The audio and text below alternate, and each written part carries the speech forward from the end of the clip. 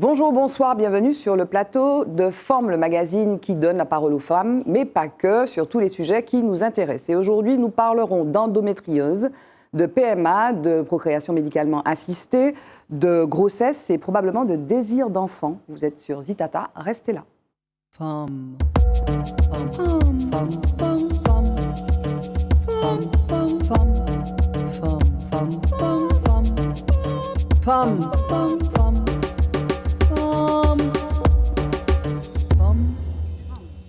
Voilà, aujourd'hui sur le plateau, je reçois deux personnes, un homme et une femme. À ma gauche, il y a le docteur Guy Mozogo-Alogo. Comment ça va? Ça va. Ça va, Guy? Très bien, oui. Voilà. Et à ma droite, il y a Nathalie Dabon. Comment ça va, Nathalie? Très bien, ça va? merci, ravie d'être là. Mais merci d'être là. Alors, on va parler de sujets que j'ai un petit peu annoncés avant le générique. On va parler de PMA, on va parler d'endométriose, on va parler de douleur, on va parler de vivre avec, on va parler de désir d'enfant, peut-être d'âge de femme d'ailleurs aussi, quand on parle de procréation médicalement assistée. Mais avant tout ça, je vous demande de vous présenter. On commence par qui? Nathalie, il est galant, honneur aux dames. Nathalie. Nathalie Dabon, patiente experte. Je souffre de cette maladie depuis une trentaine d'années. Endométriose. Oui, je souffre d'endométriose depuis une trentaine d'années et j'ai dû apprendre à vivre avec. Et c'est compliqué? Ça a été très compliqué. Et maintenant, donc, tu es experte et tu vas vers les autres? Je suis experte, oui. Je pense que je suis multi-opérée. Je pense que j'ai essayé tout ce qu'il y a comme traitement. Et aujourd'hui, j'ai acquis un certain degré de connaissance de cette maladie. Et j'ai eu à cœur de partager mes connaissances avec toutes celles qui souffrent. Alors, il y a quelques temps, il y a quelques mois, on a reçu une femme sur ce plateau qui nous parlait aussi d'endométriose, qui souffrait d'endométriose, et qui nous disait que tous les jours, elle souffre. Est-ce que ton quotidien, c'est ça? C'est la souffrance au quotidien, les douleurs au quotidien? Parce qu'on se dit, pour ceux qui ne connaissent pas l'endométriose, on se dit, bon, on a des règles douloureuses. Des symptômes, ce sont les règles douloureuses, mais ce n'est pas que ça. C'est pas que ça, parce qu'il n'y a pas une endométriose, mais il y a des endométrioses. Cette maladie attaque plusieurs organes féminins. On peut en souffrir au niveau pulmonaire et ne rien avoir à la sphère gynécologique, comme avoir le bas atteint et rien en haut. C'est une maladie qui est évolutive, donc le symptôme commun, c'est la douleur. Les douleurs sont tout d'abord cycliques, et puis ensuite elles s'installent. D'accord. Et surtout, elles ne sont pas reconnues. Et puis donc, je ne sais pas si tu l'as dit, donc tu es président d'une association, Endoforme 972, c'est ça? Oui, Endoforme 972, que j'ai constituée avec le docteur Quist. Et nous avons à cœur d'aller vers la population, d'informer les femmes, mais aussi les hommes, les familles. Hommes aussi, tout le monde est concerné. Quand on sait que la recherche accuse un retard de 7 à 10 ans, donc il est important de savoir que cette maladie existe, de s'y intéresser pour pouvoir être dépisté. Alors, ces dernières années, quand même, il y a une évolution, il y a une forme de reconnaissance dans la loi de la maladie, mais c'est vrai que le diagnostic est très long à être posé. Le diagnostic est très long à être posé parce que c'est une maladie qui est multiforme. On se plaint principalement de douleurs au moment des règles, mais il y a plein d'autres symptômes qu'on ne prend pas toujours en compte et qui égarent un petit peu les médecins. D'accord. On va donc bien sûr en parler largement au cours de notre émission. Guy, docteur Guy Mozogo-Alogo, est-ce que tu peux te présenter, s'il te plaît, Guy? Donc, je suis le docteur Guy Mozogo-Alogo.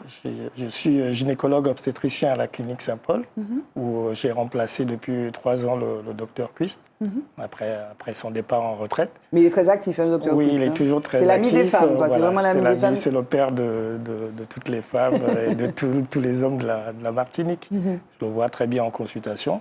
Donc, j'ai été très honoré de prendre sa suite. Et je me suis plus spécialement intéressé à la problématique de l'infertilité. De l'infertilité. Voilà. Et donc, qui amène donc notamment à la PMA. À la PMA. Mais pas donc, que? Pas que. Donc, comme je suis gynécologue obstétricien, donc, je m'intéresse à la PMA, mais aussi au versant obstétrical, chirurgical. C'est quoi obstétrical? Alors, c'est quoi? Quand on dit gynécologue obstétricien, dites-nous, explique-nous ce que l'obstétrique, c'est la grossesse. D'accord. Tout ce qui tourne autour de la grossesse. OK. Voilà.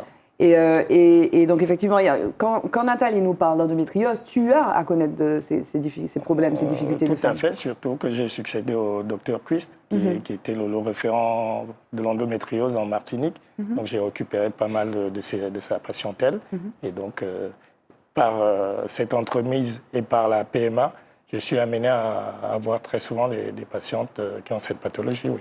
Alors, je dis quelque chose qui n'a rien à voir avec ton activité, mais comme on l'a dit avant, je trouve ça, non pas rigolo, mais je vais le dire, ton nom, Mozogo, c'est en fond, c'est ça? Enfant, Ça, oui. ça veut dire, donc c'est une langue du Gabon. Voilà, tout à fait. Ça veut dire petit éléphant. Petit éléphant. Voilà, et on se disait petit éléphant qui cherche. Alors toi, tu as trouvé, parce qu'à Logo, bon, tu disais peut-être que c'est qui cherche, c'est ça? Oui, qui cherche. En tout cas, là, tu as cherché, tu cherches à aider les femmes. Voilà, tout à et fait. aider les familles, en fait. Voilà.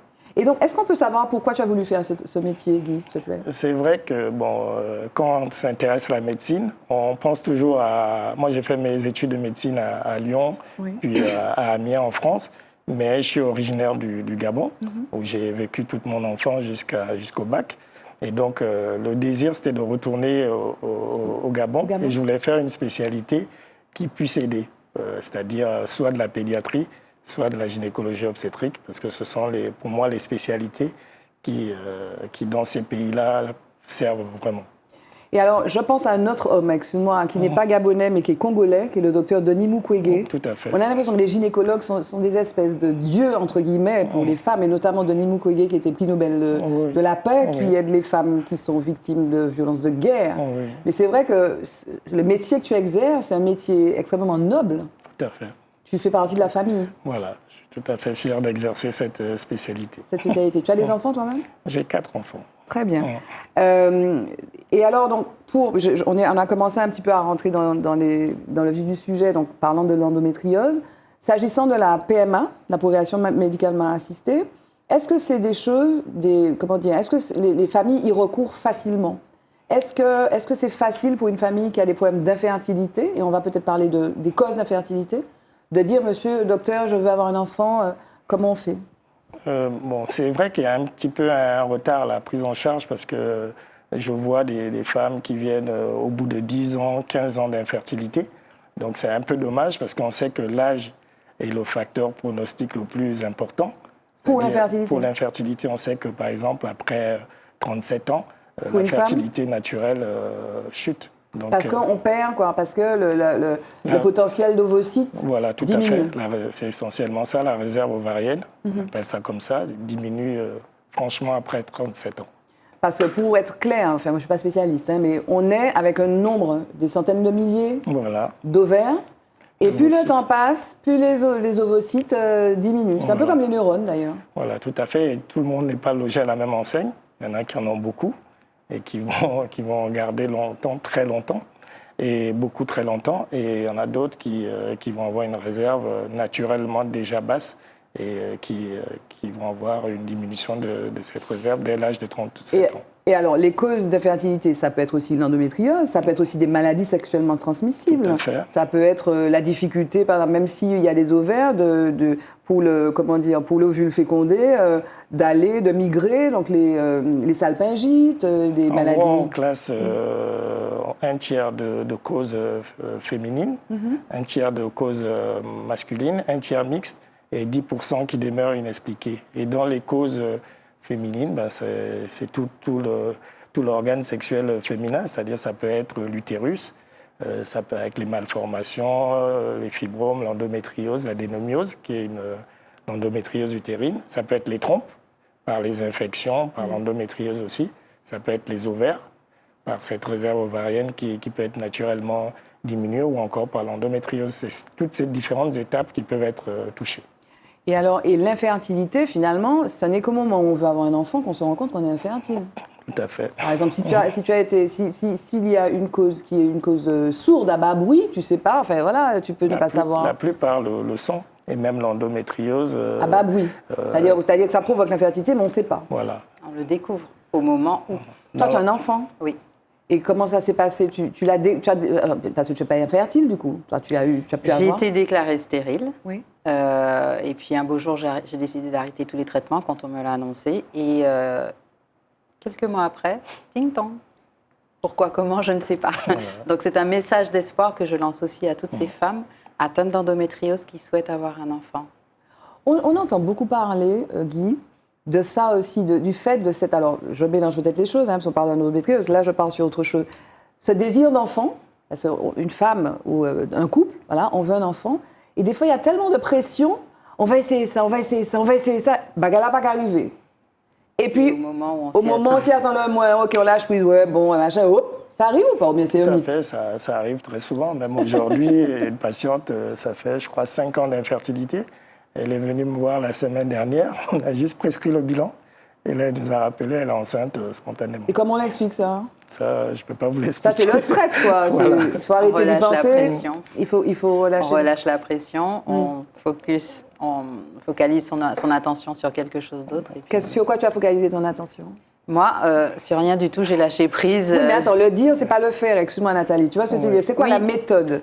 Parce qu'il y a beaucoup de femmes et d'hommes qui nous écoutent. C'est quoi la méthode pour lâcher Je prise? ne sais pas s'il y a une méthode. Moi, je me suis juste dit à ce moment-là, j'envoie tout balader, c'est bon, je ne veux plus de traitement, je ne veux plus de rien. De toute façon, c'est clair, j'en aurai pas. Donc, Ah ouais. Et puis, voilà, il y en a eu 2. Malheureusement, il n'y en a qu'un qui est resté. Bon, mais en tout cas, donc c'est un message d'espoir. Et j'imagine que quand tu vas au-devant des femmes et des familles, c'est ce que tu dis, quoi. Je raconte souvent mon histoire, tout ce que j'ai enduré, parce qu'il ne faut pas se cacher, ce n'est pas un roman à l'eau de rose. C'est clair. Et je leur dis, aujourd'hui, je suis là. J'ai vécu beaucoup de choses douloureuses, mais il faut y croire, il faut continuer à avancer.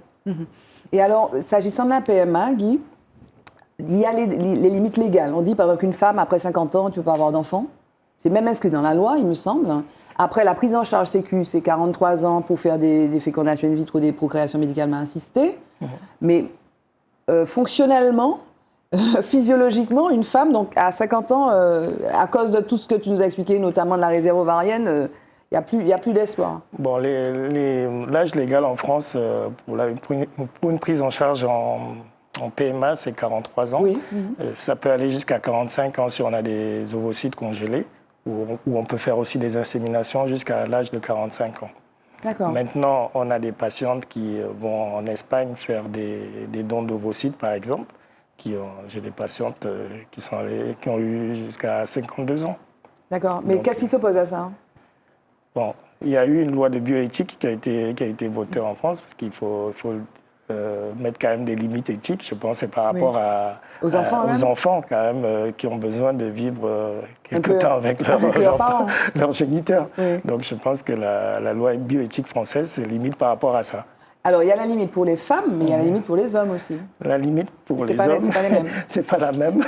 C'est 60 ans? C'est un peu juste, oui, c'est 60 ans. C'est 60 Oui. ans pour les hommes. D'accord. Et l'infertilité, excuse-moi, parce qu'on a beaucoup parlé de la réserve ovarienne des femmes qui diminue avec l'âge, mais l'infertilité des hommes, à part l'histoire de cancer de la prostate qui est quand même assez récurrent, qui peut peut-être impacter effectivement, tu vas me dire si c'est vrai ou pas d'ailleurs, qui peut impacter probablement en fait, leur capacité à procréer. Est-ce qu'il y a aussi là une réserve de j'étais en train de chercher, de spermatozoïdes? Merci Nathalie. Bon, déjà, on sait que même au fil du temps, au fil des années, Oui. chez les hommes, par exemple, de 1950, avaient plus de sperme que les hommes actuels. Donc ça, c'est déjà Globalement, prouvé dans le monde. Dans le monde. Et en Martinique? En Martinique aussi. Donc Oui. il y a un rôle très important des polluants, de tout ce qui est toxique, Facteurs l'alcool, le endocriniens tabac, aussi. le cannabis. Oui, d'accord, ok. Voilà, toutes ces causes-là, D'accord. nous, c'est les principales causes, D'accord. les toxiques. Le cannabis, c'est pas bon pour la santé. Voilà, et pour les testicules, pas pour les testicules, mais pour les spermatozoïdes, ils sont dans les testicules. Voilà.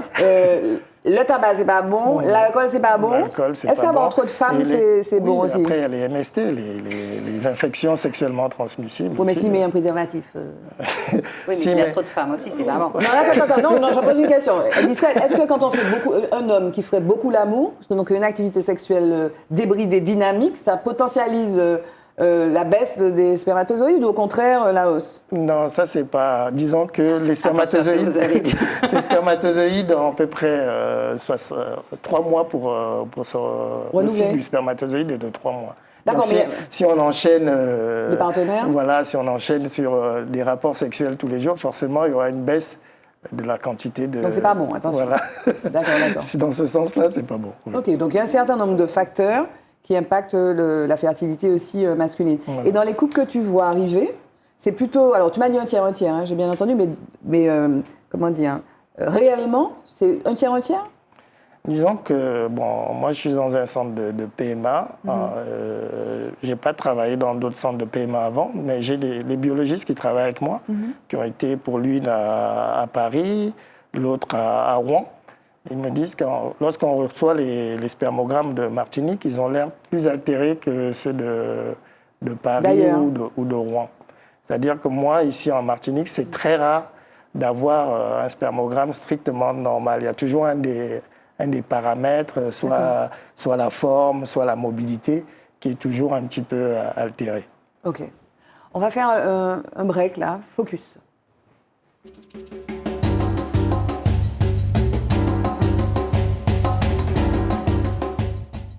Aucun message à faire passer, mais bon, on a des experts, on pose des questions, il faut pas. Nathalie, il faut poser des questions. Alors, dans Focus, on se déporte, ça n'a rien à voir avec ce qu'on est en train de dire. Je voulais vous parler donc du Festival international de films de femmes de Créteil, qui fête cette année son 25e anniversaire et qui se tient donc à Créteil, comme son nom l'indique. Ce sera du 24 mars au 2 avril, donc c'est pas 25 ans, n'importe quoi, c'est 45 ans donc, que le Festival international des films de femmes donc, de Créteil fête cette année. Et donc l'idée, c'est de mettre en valeur le travail des femmes au cinéma. C'est vrai qu'il n'y a pas beaucoup de femmes réalisatrices. Et avec un certain nombre de femmes qui seront présentes donc, à ce festival, notamment Agnès Jaoui, Colline Serrault. Et puis il y a aussi Julie Beatuccelli, donc, dont le film va être diffusé. Et le film, dont on va voir l'extrait, ça s'appelle Jeanne Campion, la femme cinéma. You know, when you start making films as a woman, as I did at film school, the boys all wanted to be feature film directors, you know, adventure story directors, and I didn't want to compete with them. I just wanted to tell stories that they had no idea about, that were so private they couldn't even imagine them. So personal that I knew that there wasn't going to be any competition because how could anybody else think of it? The ideas were so peculiar to me.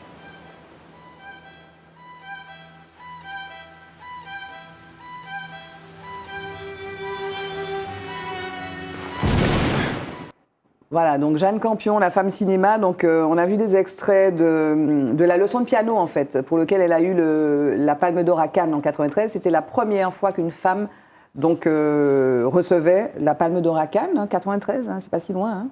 Je ne sais pas si vous avez vu ce film, non. Un festival de films consacré aux femmes. Qu'est-ce que tu en penses, Guy ? Bon, je pense que c'est une très bonne chose qui est dans le sens de l'égalité. Donc il faut qu'il y ait ce festival qui met en avant le travail, le cinéma féminin. Féminin. Qu'est-ce que tu en penses, Nathalie ? Oui, je partage cet avis, il était temps. Oui, et puis le film est magnifique. Enfin, en tout cas, celui-là, mais elle en a fait d'autres, bien entendu. Ben voilà, donc je voulais juste vous signaler donc, ce festival de films, donc 45e anniversaire donc, du FIFF, Jingle Mots de Femmes.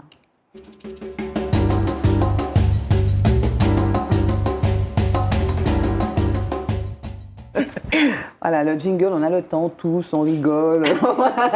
Alors, je veux qu'on revienne sur ton expérience, Nathalie. Tu disais que tu étais multi-opérée. Oui. Moi, avant de commencer à m'informer un petit peu sur l'endométriose, je disais, bon, je l'ai dit un petit peu tout à l'heure, c'est bon, des douleurs de règles, mais c'est beaucoup d'autres choses. Ce sont effectivement des opérations sur d'autres organes. Raconte-nous un petit peu ton quotidien, et puis quand tu me parles de multi-opération, tu parles de quoi spécifiquement ? J'ai eu cette maladie, quand j'ai commencé à en souffrir dans les années 90, on ne savait pas ce que c'était. J'ai eu plein de diagnostics, j'étais hospitalisée 2 à 3 jours par mois. Qu'est-ce qu'on te disait ? Crise d'appendicite, crise d'hémorroïdes, grossesse extra-utérine, ce sont ceux qui m'ont marquée.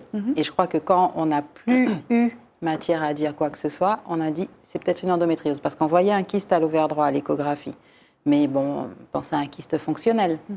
Et puis un jour, on a décidé d'ouvrir. On s'est rendu compte qu'il y avait un kyste visible, mais il y avait plein d'adhérences ailleurs. Alors, la définition d'endométriose, c'est quoi l'endométriose, Guy ? Donc, on peut définir l'endométriose comme une pathologie gynécologique féminine où l'endomètre, qui est le tissu qui se trouve normalement à l'intérieur de l'utérus, sur lequel la grossesse doit se fixer et qui se limite sous forme de règles, va se situer ailleurs, sur d'autres organes. Donc ça peut être les ovaires, endométrium, ça peut être le muscle de l'utérus lui-même, l'adénomiose, ou ça peut être sur la vessie ou sur l'intestin, ça c'est l'endométriose pelvienne profonde. Voilà. Et alors, donc, les médecins, ils ont cherché. Donc, à quel moment ils se sont dit, donc, comment ils ont investigué autrement, du coup? Parce qu'ils te disent, c'est une Parce qu'il n'y avait appendicite. plus rien à dire. Et, Ouais, mais puis ils un ont, beau fait jour- ils ont fait des échographies. Oui, et un jour, ils ont décidé de faire une célio, et c'est là qu'ils ont vu. J'ai eu un traitement, j'ai été mise en ménopause artificielle pendant près d'1 an, et j'ai recommencé à souffrir. Et là, on m'a dit non, que c'était psychosomatique, que c'était pas possible. Sauf que je me suis mise à faire des recherches, et j'ai eu accès à des résultats de congrès. Et je me souviens particulièrement d'avoir eu accès au congrès de Bratislava en 99, qui prouvait que des femmes ayant eu une grossesse présentaient des kystes d'endométriose quelque temps après la grossesse, et plein d'autres choses. Et forte de ce diagnostic, j'ai commencé un véritable tourisme gynécologique, voir tout ce que je pouvais consulter sur la place, et en fonction des résultats qu'on me donnait et qui se rapprochaient des recherches que j'avais pu faire, j'en ai choisi un, sauf qu'il a fallu, l'endométriose recommencer à évoluer, remonter vers les intestins, donc je suis partie en urgence, j'ai été opérée, et au retour, j'ai choisi Dr Quist. Et donc c'est avec lui que j'ai continué, et entre-temps j'ai eu une autre intervention, j'ai eu mon fils, j'ai eu à peu près 6 ans de répit, et puis il a fallu repartir en urgence, et là j'ai été opérée par 2 chirurgiens en même temps, un peu plus de 7 heures sur une table, parce que ça avait flambé. Pourquoi, comment, on ne sait pas. Pourquoi? Qu'est-ce qui a flambé? Parce qu'en fait, les lésions peuvent se situer sur tous les organes. Et lorsque finalement vous cicatrisez, en fait, ça crée des adhérences, les organes qui s'accolent entre eux. Le fait Donc d'ouvrir, après, c'est pas pour forcément essayer de une chose. libérer, on peut être amené à ouvrir par exemple l'intestin et à laisser une poche sur la peau pendant 3 mois. On peut être amené à couper les urtères parce qu'ils sont envahis, et donc une poche urinaire sur la paroi pendant des mois aussi. Alors, on m'a coupé pas mal de choses.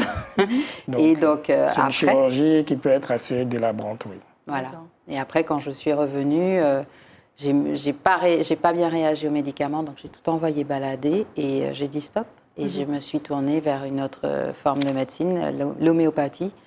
Et là, j'ai commencé un véritable travail sur moi. Parce que cette maladie, il faut comprendre, elle m'a volé beaucoup de choses.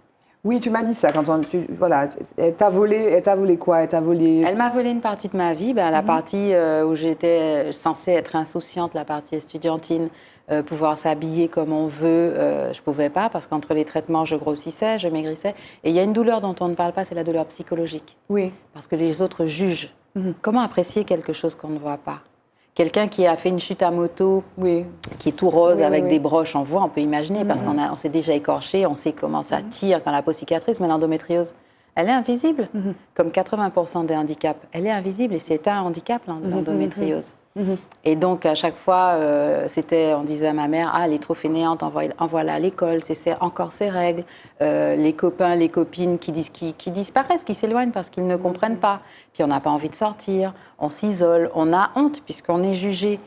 Je vais à une fête de famille, j'ai pas mangé, je fais attention, pourtant j'ai enflé à cause des traitements. Je vois, il y a plein de trucs sur la table, je vois un gâteau au chocolat, je me dis, je me coupe une petite part. Puis il y a la tati, tu sais, la tati parfaite qui connaît tout sur tout, qui arrive. T'as vu comment tu as grossi? Est-ce que tu crois que c'est raisonnable de manger ça? C'est gentil, ouais, c'est gentil. Et donc tu culpabilises, tu redéposes. Et puis comme tu changes de traitement, tu remaigris. Ah, enfin, tu as décidé de prendre soin de toi.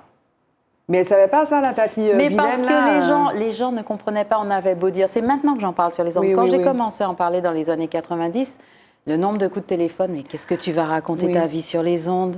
Dans un petit pays, en plus. Mais bien sûr. Surtout, excuse-moi, Guy, on a l'impression, parce qu'elle nous a parlé de son itinérance, en fait. Son errance. Son errance. Et après, ça a été effectivement du tourisme médical, mais ça relève de quoi? D'une forme de méconnaissance, en fait, de cette maladie. J'ai l'impression, c'est vrai qu'on en parle depuis 15 ans, une quinzaine d'années. On commence à connaître, on commence à la faire rentrer, effectivement, c'est reconnu comme un objectif prioritaire, peut-être pour les pouvoirs publics, non? Il y a une méconnaissance de la part des... C'est une méconnaissance. En tout cas, pour nous, les professionnels, c'est une méconnaissance. Il y a quelques années, c'est vrai qu'on n'en parlait pas beaucoup. Et donc, beaucoup ne s'y intéressaient pas non plus. Et... Il y a un fait acquis, sans te couper, c'est que avoir ces règles, c'est normal. Enfin, avoir mal pendant ces règles, c'est normal. Voilà. Ça, c'est vrai. Ça, c'est vrai aussi, Guy. Non, c'était ce qui était dans l'imaginaire collectif. Oui, on pensait que... Voilà. Mais aujourd'hui, ce n'est plus la réalité. Non, aujourd'hui, on accepte de dire qu'on peut ne pas souffrir pendant les règles. Sans endométriose, d'ailleurs. Oui, alors, c'est ça que je cherchais. Donc, le 13 janvier 2022, l'endométriose a été reconnue ALD, affection de longue durée. Ah, tu as des choses à dire. Par l'Assemblée nationale, à l'origine, une proposition de Clémentine Autain. Et c'est vrai que l'avant-veille, le président Macron avait annoncé, donc le 11 janvier 2022, une stratégie nationale pour mieux connaître, lutter contre et prendre en charge cette maladie. Mais je sais ce que tu vas me dire.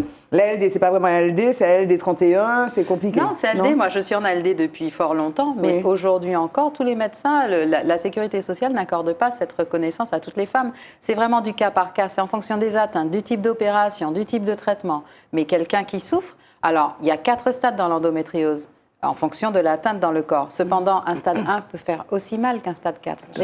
J'ai une atteinte stade 4 atteinte profonde et sévère, mais ça ne veut pas dire que je souffre plus que quelqu'un qui a un stade 1. Comment on fait alors? Disons que c'est au médecin qui prend en charge la patiente de renseigner sur la demande d'ALD, de renseigner correctement les choses et la Sécu va suivre.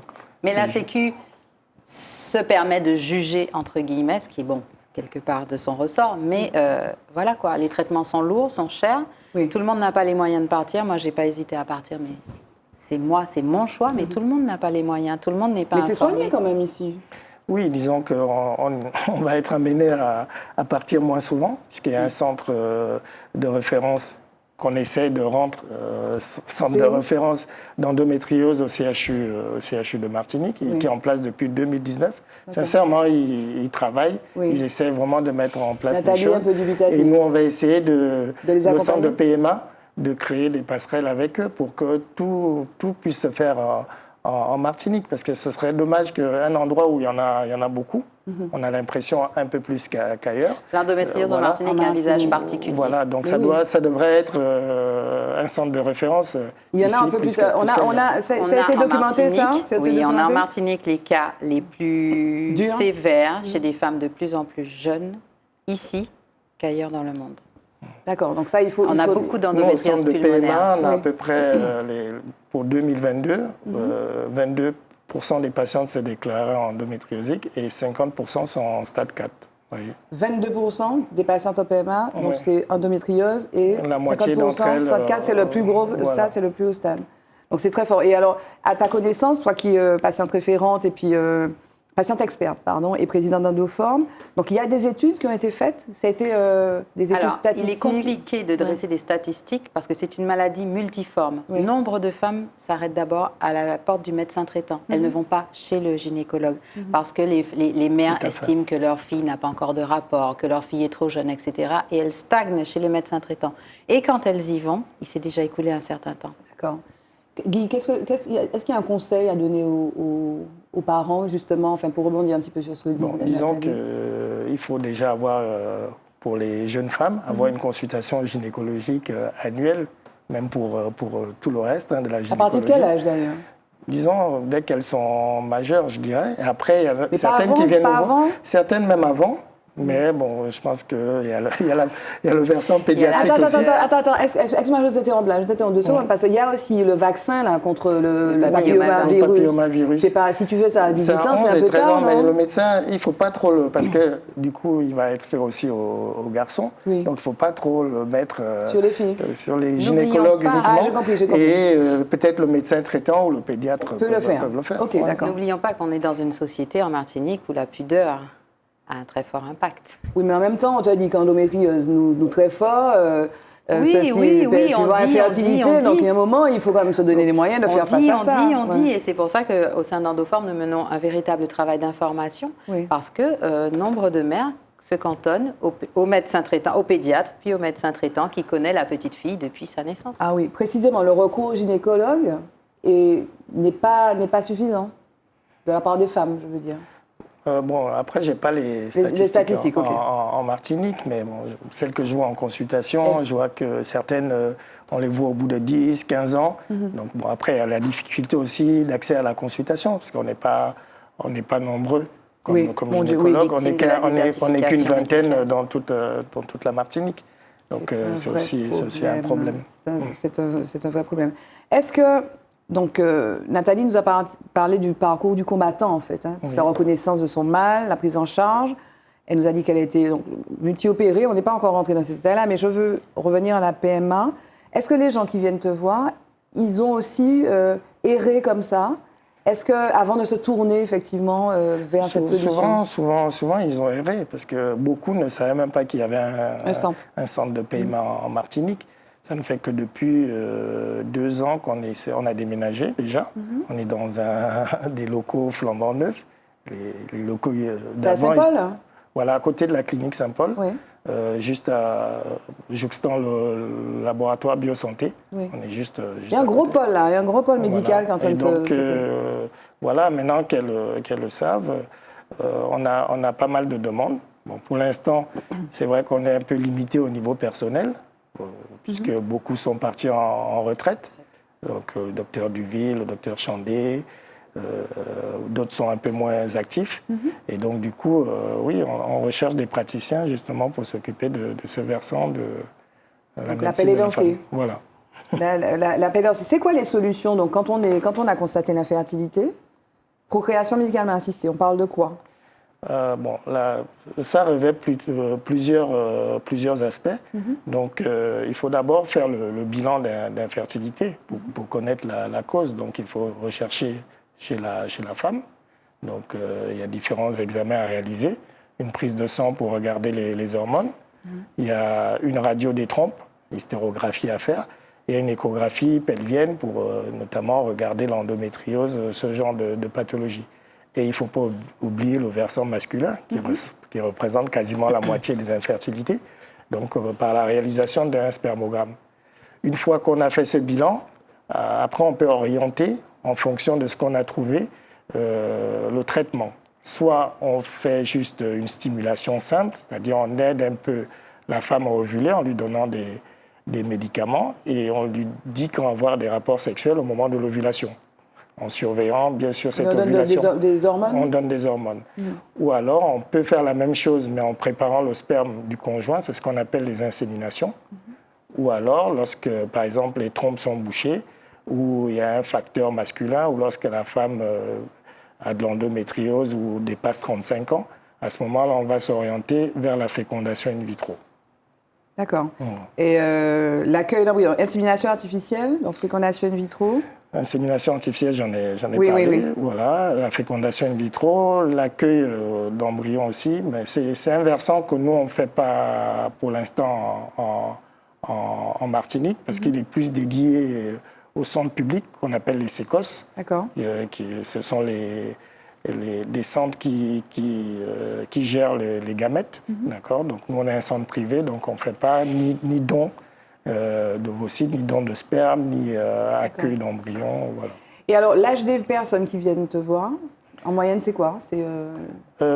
Disons que, comme au départ, j'ai récupéré celles qui erraient déjà depuis pas mal d'années, c'est vrai que l'âge de nos femmes était assez élevé, plutôt proche des 38 ans. Là, ça baisse un petit peu. D'accord. Voilà. Et est-ce que est-ce que quand on leur dit, bon, il va falloir faire, enfin, si vous voulez vraiment un enfant, il faut faire fécondation in vitro, etc. Est-ce que ce sont des choses qui sont acceptées? Parce qu'il y a aussi beaucoup, tu sais, beaucoup de récits. Oui, j'ai fait plusieurs FIV, j'en ai fait 10, j'en ai fait combien, j'en veux plus. Tu vois, est-ce que finalement, c'est facile à accepter ou est-ce que c'est douloureux à accepter? Et puis aussi le regard des autres aussi. Disons que bon, moi, j'interviens un peu en deuxième ligne. C'est-à-dire, ce sont des gens qui ont déjà vu des gynécologues avant, qui ont déjà vu leur sage-femme ou d'autres praticiens et qui viennent me voir parce que ça fait 2-3 ans qu'ils essayent. Donc, ils acceptent plus facilement le recours à la procréation médicalement assistée. Certains veulent même aller un peu vite et passer même à la fécondation in vitro, même quand ils n'en ont pas besoin. Mais c'est vrai qu'au fil des échecs, parce qu'il faut quand même dire que c'est des techniques qui restent limitées, puisque nous, par exemple, on n'est qu'à autour de 28% de grossesse en 2022 pour la fécondation in vitro. Donc, il y a pas mal d'échecs. Donc, ces échecs-là, il faut les gérer. Donc, il y a fécondation in vitro, il n'y a que 28% qui arrivent. Et on est dans les taux nationaux, donc on ne peut pas faire beaucoup mieux. Alors, juste aussi, là, c'est peut-être une légende urbaine, mais on a dit qu'il y avait des femmes tout à l'heure, quand on parlait du potentiel ovarien, qu'il y avait des femmes qui en avaient beaucoup, etc., beaucoup d'ovules, mais comment dire, il se dit aussi que le fait de tomber enceinte pour une femme, c'est pas si évident que ça. Même en ayant tout en place, bien en place, le fait de tomber il faut que ça soit le bon moment, etc. Ça n'est pas évident, en fait. Il faut que les femmes aussi déculpabilisent, peut-être. Tout à fait. La fécondité naturelle n'est que de 25% par cycle. Hein. C'est-à-dire qu'on ne tombe pas, même quand il n'y a rien, il n'y a aucun problème, qu'on a bien calculé la date d'ovulation. On a un cycle régulier, voilà, on a bien calculé. On ne tombe pas enceinte systématiquement, heureusement d'ailleurs. Sinon, il y aura des femmes qui auraient 15, 20 enfants. Oui, voilà, donc c'est pas si évident. Voilà. C'est pas si évident, effectivement, la fécondité naturelle, comme tu dis, n'est pas si évidente. Revenons à toi. Mais toi, d'ailleurs, en fait, tu as tout arrêté et puis tu as eu ton bébé. Et c'était une joie. Oui. Tu te sentais incapable de faire ça quand c'est arrivé, donc tu t'es surprise, tu ne t'y attendais plus, en fait. Non seulement je ne m'y attendais plus, mais en fait, j'ai eu du mal je dirais pas que j'ai eu du mal à intégrer, mais à réaliser, tout simplement. C'est bien ça, c'est bien. Et puis là, en fait, là, le stress, par contre, il revient. Parce que, bon, il faut que je fasse attention, pas que je fasse ci, il ne faut pas que je fasse ça, pour préserver le petit trésor et le voir grandir. Tout à l'heure, tu faisais allusion donc, à la douleur physique. Tu disais que c'était douloureux, puis il y avait la douleur psychologique. Comment tu as traité cette douleur psychologique ? J'ai été en colère pendant très longtemps parce que j'ai vécu cette maladie comme une injustice. C'est pas parce que j'ai eu des rapports multipliés sans protection à droite à gauche. C'est pas parce que je me suis piquée avec des seringues sales. Cette maladie, elle est là. On ne sait pas d'où elle est venue, pourquoi ni comment. J'ai eu des règles tout à fait normales et puis brusquement, ça s'est apparu. Et donc, j'ai été en colère. J'ai eu des envies de mourir parce que sous la douleur, c'était insupportable. C'est insupportable. Oui, et puis j'avais besoin de vivre et je ne pouvais pas vivre. Je n'étais pas comme tout le monde, donc j'ai été en colère pendant très, très, très longtemps. Jusqu'au jour où j'ai décidé d'entreprendre un travail sur moi-même. C'est quoi alors? C'est passé par Je me suis fait aider par un thérapeute. Un, puis deux, puis trois, jusqu'à ce que je trouve le bon et que j'arrive à accepter que, à un certain moment, ma vie, elle est mise sur pause, sans que je puisse décider. Cette maladie, je l'appelle la chose parce que on cohabite dans le même corps. J'avais un véritable rejet de mon corps, ce corps qui était déformé, qui m'a fait souffrir, qui a été mutilé par les cicatrices. Et comment mener une vie normale, comment avoir envie d'offrir ce corps à quelqu'un, en fait, alors que moi, je le rejette, je ne le reconnais pas. Donc, il a fallu que je fasse tout un travail pour me réapproprier ce corps, que j'accepte de cohabiter avec la chose. La chose, elle se réveille, elle va coloniser la partie droite de mon corps, après elle s'endort.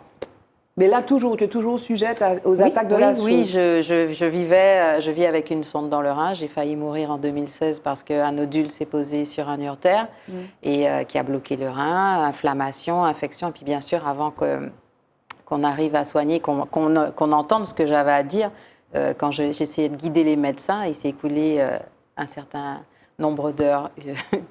Voilà, et donc opération, etc. Mais je disais que je me suis fait aider.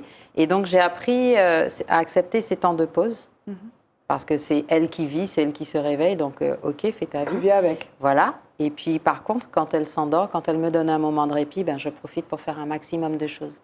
Et j'ai dû mettre en place des stratégies pour apprendre à vivre avec elle et surtout bien vivre malgré elle. Et ce que j'ai choisi, moi, c'est le sport. C'est l'aïkido et le trail. Donc, deux disciplines qui permettent le dépassement personnel et surtout le dépassement de soi. D'accord. À mon niveau. Donc, je me fixe des objectifs. Quand je peux courir, quand tu as des crises, enfin, on parle de crise d'ailleurs. Oui, on parle de crise. Quand tu as des crises, tu peux pas. Mes crises, déjà, elles se terminent souvent sur une table d'opération. Donc, quand je ne peux pas, je ne peux pas. Je suis clouée à la maison et donc, je dois accepter ce temps de pause parce que je sais que quand j'irai mieux, je ferai tout ce que je n'ai pas eu le temps de faire. Mais alors, il y a un aspect social, parce qu'on n'a pas parlé de ton activité, parce que tu es présidente de l'association Endoform, mais tu ne fais pas que ça. Non, j'ai une vie professionnelle qui a été tronquée à cause encore de cette maladie. Voilà encore une des choses qu'elle m'a volée. Ouais, et puis bon, tu en as LD là, tu nous as dit, mais il faut faire, avant que le diagnostic soit posé, il faut aller dire au patron, écoutez, j'ai mal, mais c'est pas juste pendant les règles, c'est ça, mais etc. c'est pas que dire au patron, c'est qu'il constate un certain nombre d'absences jusqu'au jour où il s'interroge et puis il te dit, vous êtes compétente, il n'y a aucun problème, cependant j'ai besoin de quelqu'un qui soit là. Donc il te licencie? C'est arrivé, ou alors j'ai eu à faire face à une chef d'établissement qui m'a dit, va falloir vous faire aider au niveau psychologique, parce que la douleur, vous êtes une femme, vous savez qu'avoir des règles, voilà. C'est douloureux, quoi. Et puis que si tu es enceinte et que tu as une grossesse, mais tu vas accoucher sans péridurale aussi. Voilà. Au XXIe siècle, oui. Non, mais il y a des gens qui disent ça, non? Pas à vrai, fait. pas vrai, Guy. Il y en a qui t'as- demandent encore, moi je suis obstétricien Oui. aussi, en salle d'accouchement, et il y en a qui ne veulent pas avoir de péridurale. Mais que ça vienne de la décision de que ça soit la Oui, mais décision non, de la mais patiente, Des fois, mais c'est la dire à patiente, quelqu'un. et des fois, c'est Non. le conjoint. Hein, c'est pas spécialement. Et il y en a qui changent d'avis au dernier moment. Et la patiente Ça qui t'a arrive dit, très je veux souvent. pas de péridurale, au bout d'un moment, elle peut te dire, oui, je veux, parce que Oui, ça tout fait à mal, fait, quoi. oui. Quand tu vois, Piquez, quand tu vois, dépêchez-vous. Hein? La plupart du temps, Piqué. c'est ce qui arrive. Hein. Parce que, tu vois, en fait, c'est ça, les femmes se projettent dans une idée qu'on leur a inculquée, Oui, je pense. mais c'est de moins en moins le cas, quand même. De moins en moins, quand même, oui. Mais Ça il y en a arrive. quand même pas mal, on va dire. Mais qui te dit, je chaque vais accoucher semaine. naturellement. Ça va, accoucher naturellement. C'est quoi? Moi, je dis, tu sais, tu as une crise de dents, tu veux qu'on t'enlève la dent naturellement aussi, sans, hein, Oui, sans, tout à fait. voilà, on t'agit. Donc, tu disais que tu as eu cette chef d'établissement qui te dit, oui, mais bon, il va falloir te faire aider psychologiquement parce que c'est pas possible que tu ne supportes pas la douleur. quoi. Voilà. Une femme, ça souffre. Voilà, ben, c'est ça. En fait, c'est ça. Une femme doit souffrir pendant ses règles, et puis c'est normal. Et puis de toute façon, c'est une femme, donc elle sait ce que c'est que d'avoir des règles. Et pourquoi moi, je souffrirais plus qu'une autre? Et pourquoi moi, j'aurais besoin de m'absenter? Tout à fait.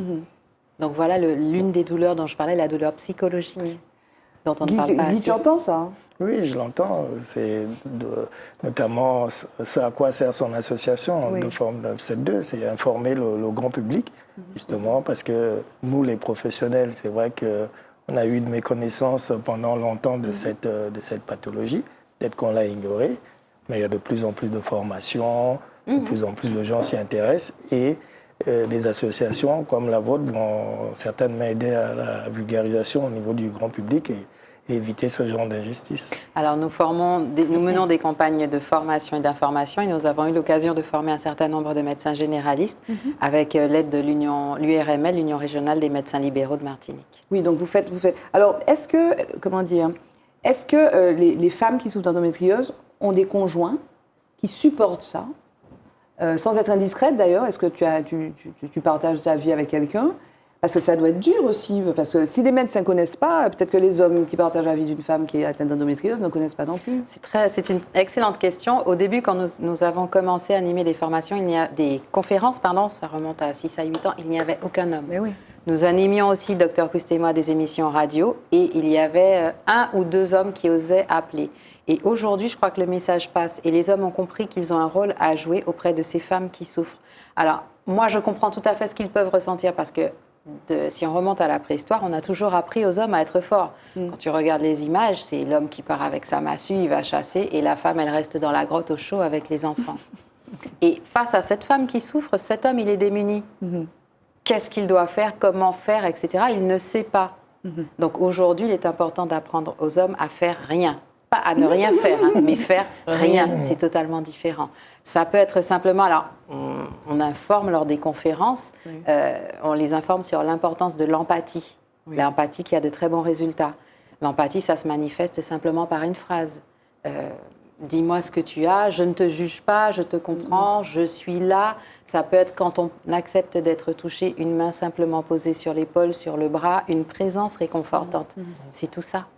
Mais il y a aussi, excusez-moi d'être un peu trivial, il y a aussi le fait que les rapports sexuels, par exemple, sont douloureux quand on Alors, chez a de certaines l'endométriose, n'est-ce pas? Oui, bon, déjà, pour revenir sur l'endométriose, toutes les femmes ne sont pas asymptomatiques. Oui. Comme elle le disait, il y a à peu près 40 à 50% qui manifestent des douleurs.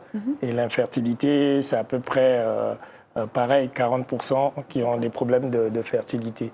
Donc, comme vous le disiez, il n'y a pas une endométriose, il y a plusieurs des endométrioses. Voilà, et il y a plusieurs femmes, chaque femme a un vécu différent.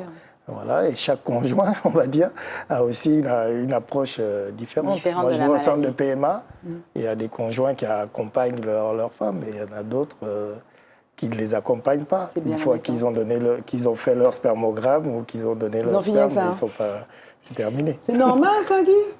Je ne pourrais pas vous dire que c'est normal. Non, mais c'est pas normal. Non, c'est pas normal. Ça se fait à deux, quoi. En fait, si tu vas dans ce processus-là, excuse-moi, tout à fait, ça tu se vas fait dans à un deux. processus de PMA, c'est lourd quand même. C'est lourd. Enfin, c'est lourd. Ça va pas de soi, quoi. Il faut aller, il faut faire le spermogramme, etc. Il faut aller au bout quand même avec sa partenaire. Tout à fait. Ou sa compagne. Donc, mais j'en venais donc au rapport sexuel, de façon très triviale. Oui, c'est très trivial, mais c'est une réalité. Voilà. Nous apprenons aussi aux femmes, lors des conférences, à choisir des positions qui ne font pas mal. Parce que les rapports sont douloureux. Pourquoi? Parce qu'en fonction de certaines localisations au fond du vagin, donc, lors du rapport, ça tape, ça fait mal. Il y a aussi le problème de sécheresse vaginale qui est dû à certains traitements, donc à prendre le recours au lubrifiant et puis trouver la position qui ne fait pas mal, arriver à se détendre au niveau du bassin et à basculer. D'accord. Pour moi, je pense régulièrement, en fait, une fois ou deux, j'ai eu à en parler, de cet échange que j'ai eu avec Maurice Moreton, qui parlait, lui, du cancer de la prostate et du fait que la compagne était aussi très importante dans la façon dont l'homme passe ce cap-là, quoi, parce que la sexualité en est transformée. Tout à fait. Et c'est vrai qu'il faut dialoguer, il faut parler, mais ça suppose qu'il y ait une véritable communication. Donc on incite les hommes à assister aux consultations de leurs compagnes, les hommes, les maris, les pères. Messieurs, on a besoin de vous à nos côtés. Vous avez un rôle à jouer. Mais cette maladie, elle vous concerne. En tout cas, je suis très contente que vous soyez un homme et une femme, parce que le fin mot de l'histoire, de toutes ces histoires, c'est de communiquer. Tout à fait. Voilà, de communiquer. Alors, il nous reste 6 minutes d'émission, c'est passé vite, hein. J'ai une question à vous poser qui n'a rien à voir, ou qui peut avoir à voir d'ailleurs. Quel est l'homme qui vous a le plus marqué? L'homme à qui vous voulez rendre hommage? C'est une question rituelle dans notre émission. Il n'y a pas de jingle, c'est pour prendre tout le monde dans la trappe, là. Je commence? Oui. Dr Quist. Ah oui. Dr Quist qui est non seulement un médecin, mais un homme exceptionnel. Je pense que vous arrêtez toutes les femmes dans la rue. Tout le monde le connaît. J'ai le privilège d'évoluer à ses côtés et je pense que c'est quelqu'un qui personnellement m'a beaucoup apporté dans l'apaisement, dans la compréhension de cette maladie. C'est un médecin qui prend le temps d'écouter, qui va au-delà et qui vous amène à vous livrer. Et c'est ce dont on a besoin aujourd'hui. Et au-delà, ça reste un être humain avec ses forces, ses faiblesses, mais c'est quelqu'un. Qui est d'une grande générosité. Et d'une grande humilité. Tout à fait. Guy, quel est l'homme dont tu veux parler? Et puis Nathalie Capleri, ces émissions. Elle m'a un peu dévancé, mais j'aurais dit Dr Quist aussi. Mais je dirais mon grand-père, parce que c'était un homme comme le Dr Quist. Le Dr Quist me rappelle un peu mon grand-père. Non, le côté humain. Oui. Le côté humain, le côté très ouvert, le côté, comment dire, trouver toujours les bons mots, la bonne façon de gérer les choses. En fait, quand je suis arrivé en Martinique, le docteur Quist m'a logé pendant 1 mois environ et j'ai eu l'occasion d'échanger avec lui. Effectivement, je comprends l'émotion de Nathalie. C'est vraiment quelqu'un d'exceptionnel. Je vais te raconter juste une anecdote. Oui, vas-y, on a le temps. J'ai souvent refusé les traitements parce qu'il savait à quel point c'était lourd pour moi. Et à chaque fois, il me faisait venir à son cabinet, mais en fin de consultation. Et il avait une façon bien à lui d'aborder les choses. Et il me disait, bon, écoute, voilà les résultats, maintenant il faut qu'on négocie. Pour m'annoncer le traitement, si tu prends ça, voilà ce qui va se passer. C'est quoi les effets secondaires? Alors, la prise de poids, la fatigue, les bouffées de chaleur, les cheveux qui tombent, les troubles de l'humeur. Voilà. En gros, la plupart des traitements vous mettent en ménopause artificielle. Parce qu'il ne faut plus que l'endomètre soit nourri. Voilà, donc tous les traitements hormonaux ont cette visée-là. Et on ne parle pas assez des effets secondaires. Et lui, il avait sa façon bien à lui de me dire, si tu fais, voilà ça. Si tu ne prends pas, ça sera ça. Donc il faut qu'on négocie. Tu veux te situer où? Voilà. Et quand il disait ça, alors j'arrivais bien à remonter. Je ne veux plus de traitement, j'en ai assez, je ne veux plus. Il me dit, oui, mais bon. Mais là, tu es sous traitement, là, Nathalie? Je suis sous traitement. Enfin, non, je ne suis plus sous traitement, je suis suivie. Comme du lait sur le feu, mais bon. Mais ça fait partie de ta vie? C'est devenu, voilà, je ne dirais pas mon quotidien, mais c'est devenu ma vie. Ok. Jingle, le mot de la femme. Pour dire le mot de la fin, on a presque fini.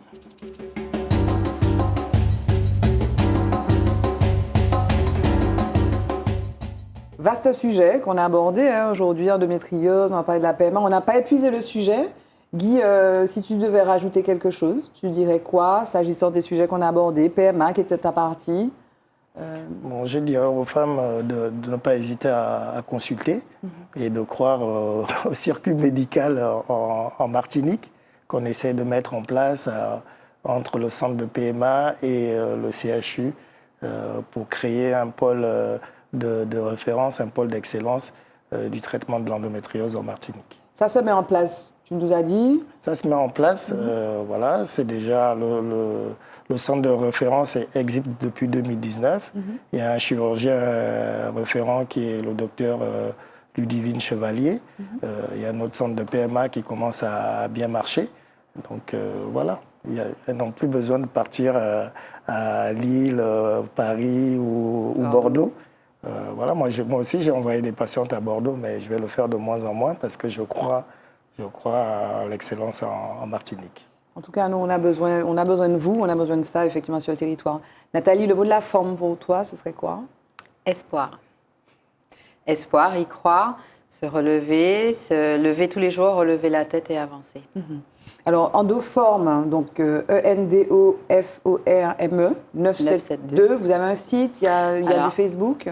Il y a une page Facebook qui est EndoGirl d'Ubud, qui est alimentée principalement par Dr Quist, sur laquelle on peut retrouver tout plein d'informations, l'annonce de nos conférences. Vous faites des conférences régulièrement? Oui, on fait des conférences régulièrement. Vendredi, il y en aura une au CISM. Centre de séjour international Martinique. Et vous en organisez en fait ouais. Au début, nous répondions à l'invitation, nous étions invités par des structures. Aujourd'hui, nous faisons le travail en sens inverse.